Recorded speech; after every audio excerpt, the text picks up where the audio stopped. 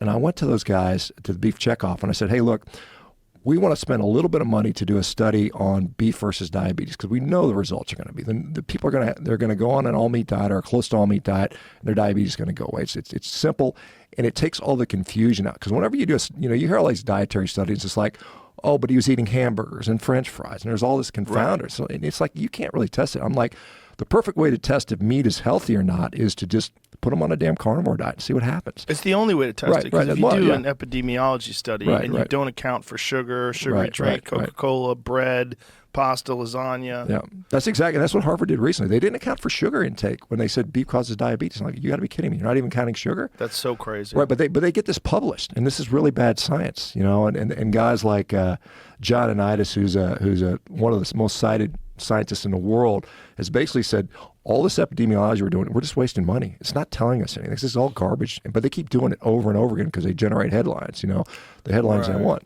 But anyway, back to this Beef Checkoff thing. So I said, hey, look, every year you award money, hundreds of thousands, tens of millions of dollars to promote beef. I said, let's get a little bit of money to do a research study on diabetes. And they literally said, no, we're not interested in doing that. And I'm like, you got to be kidding me. The beef industry is taking a beating right now. You listen to it, it's like, everybody wants to get rid of beef. The cow farts are boiling the oceans, and it's going to kill you. It's going to give you cancer, which all of it's just largely nonsense. And this is, in my view, this type of study would clearly demonstrate that not only does beef not cause diabetes. In fact, I talked to the CEO of the NCBA 2 years ago. I sat down, I presented in front of the California Cattlemen's Association, and literally the president of the association stood up and said, I went on a carnivore diet and cured my diabetes. And it's like, yeah, it's clear. And the guy said, yeah, I get it. We're going to help you out. We're going to get this going. I heard nothing from these guys. So what I think is going on is the USDA kind of oversees all these checkoffs. And they just kind of say, look, you can't say that because we want to promote, because again, they have all these processed food lobbies, Nabisco and PepsiCo sitting on they're on the board. And they're like, if we promote this one food and people stop eating all this processed food, right?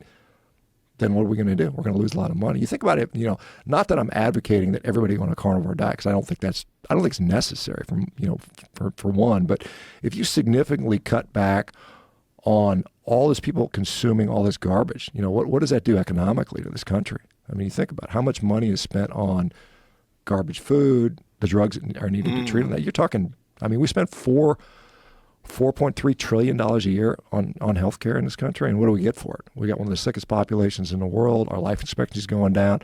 Everybody's fat. Everybody's depressed. Everybody's on drugs. It's crazy. It is crazy, and it's crazy that they don't look to diet as being the primary cause of that. Or if they do, they look to these epidemiology studies that don't take into account exactly what you're eating with the meat. Why is it meat that's always demonized? Well, I think for a number of reasons. One, if you go back to like dietetics in the beginning, like back in 1917, the American Dietetics Association was formed.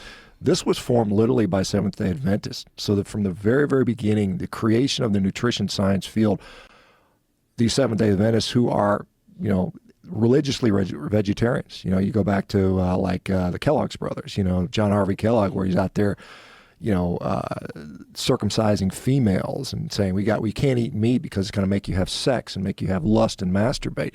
This is all like this religious stuff. And then it got people don't know that, but they should know that he developed this cereal, this bland cereal, to discourage masturbation, which is one of the wildest things I have ever heard. Yeah, that guy was a wacko, man. He was in there dude. He was giving himself like high pressure enemas every day. It was just like fucking 20 gallons a minute enemas because he thought that was something. Yeah, he was a wacko. He was a really nutty guy. You read about some of his 20-gallon enemas? It was some ridiculous, like super high capacity, like a super soaker on steroids thing. Just Are enemas bad for you? Because I've always wondered if your internal gut flora is important, and it is.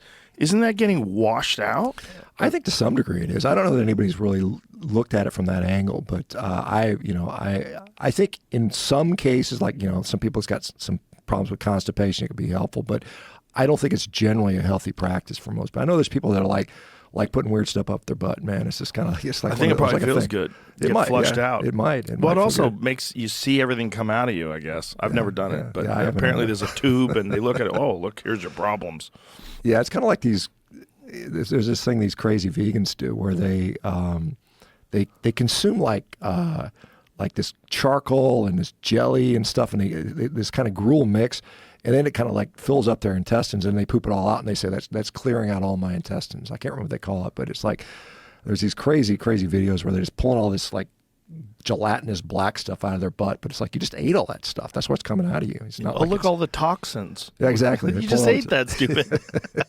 You just ate the same toxins. People are obsessed with that term, like releasing the toxins. Yeah. You know, they really think that that's what's happening when you sweat.